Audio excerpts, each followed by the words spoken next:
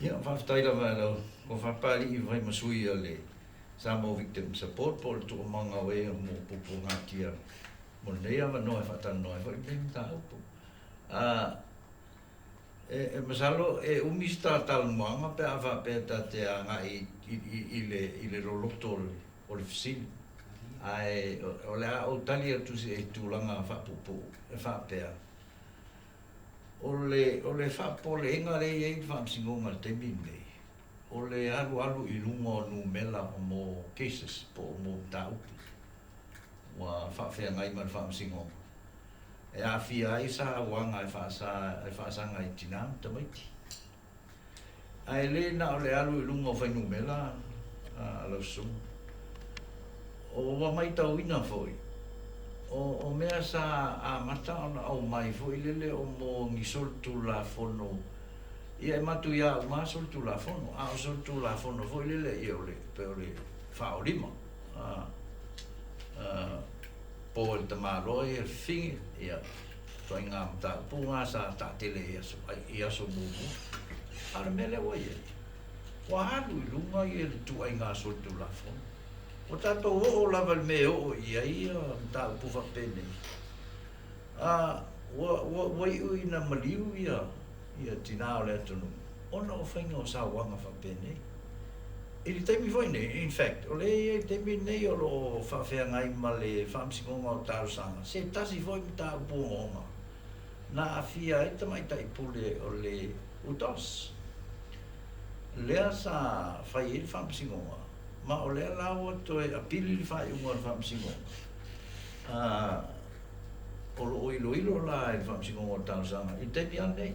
Salo atu la, so lea aumaia se la tō whai unga. Ai o tulanga o mta upu whapena.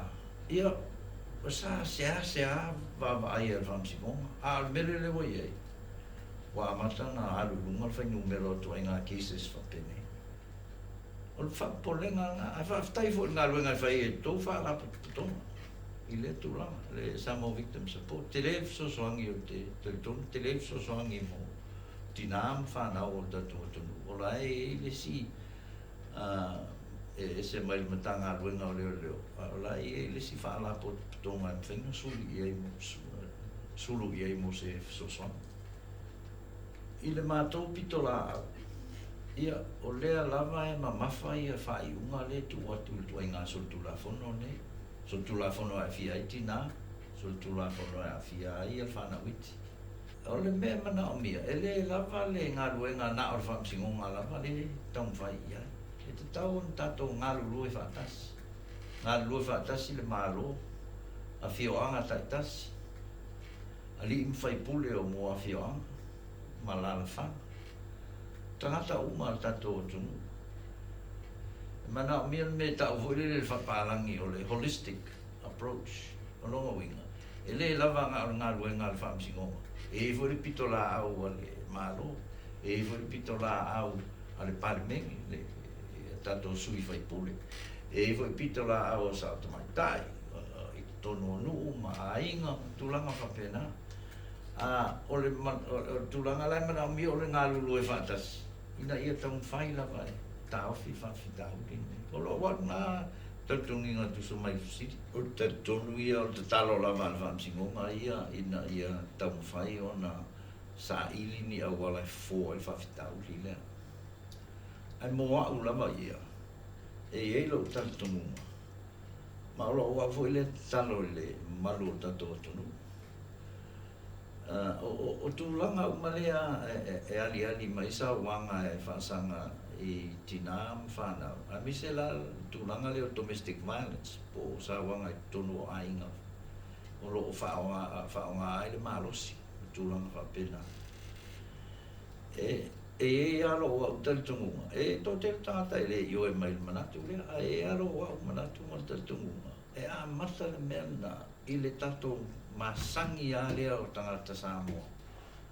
O le sasa o tato whanau. E alang whaila o tala o tūlanga lea. A e nofo pō le ulu o tangata matua.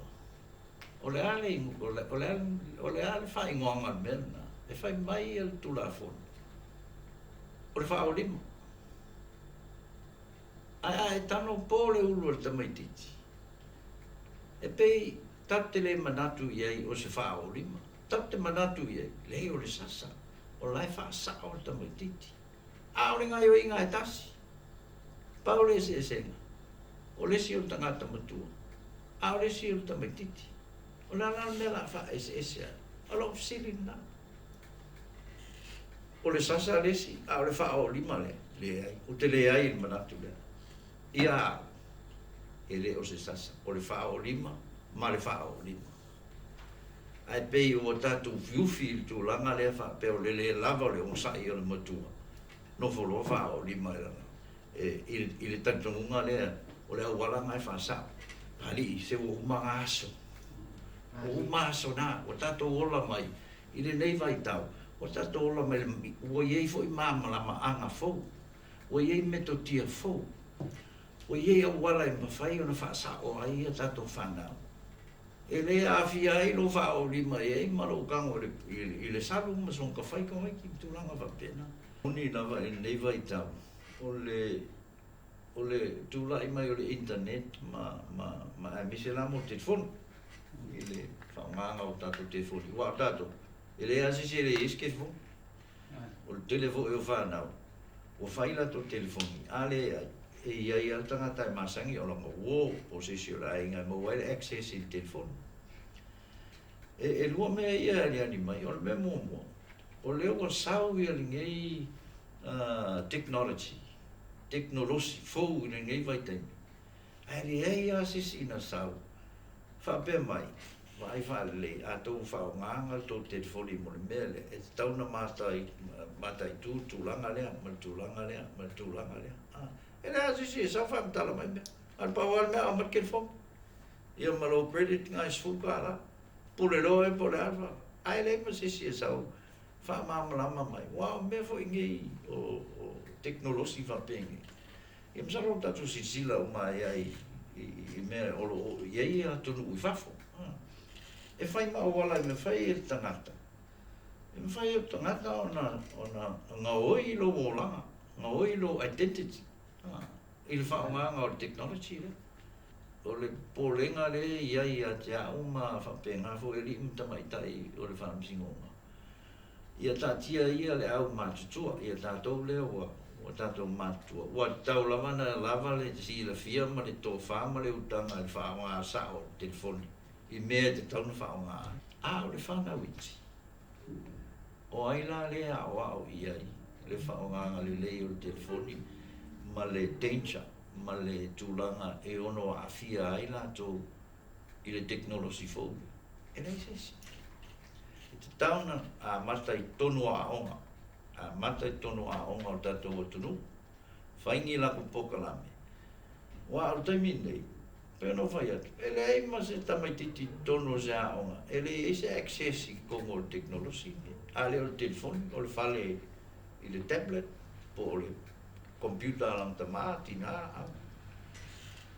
E au la o lo tautungunga i tonu a onga. Te tauna a makangi lako prokalame e educate pe whai loa i tamaiti. Le whaonganga sao o le teknolosi fōngei. Ma le tuainga tūlanga e ono a fia i lato. Pe a whapea la te le mataala.